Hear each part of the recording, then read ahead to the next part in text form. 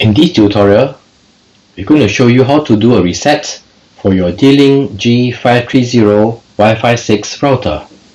You may need to do a reset if you have changed your internet service provider or if you have moved your router to a new house or location. Now, doing reset is fairly simple.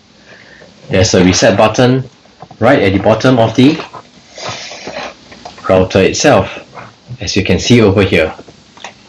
But first, you may want to unplug the LAN cable as well as remove any SIM card that you have in the router.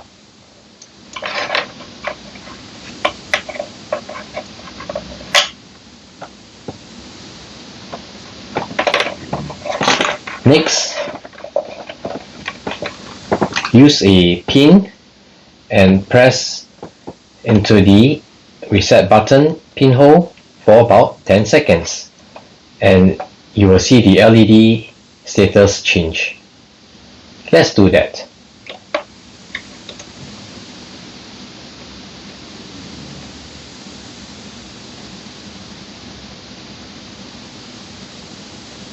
You may release the pin after 10 seconds.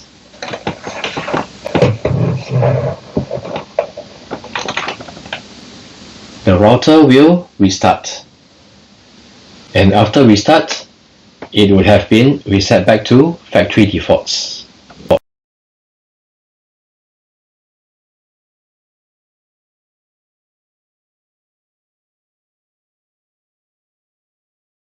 Once the router has rebooted, you will see that the LED will be blinking orange.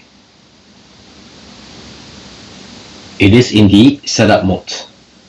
So this is how you do a reset for your D-Link G530 Wi-Fi 6 router.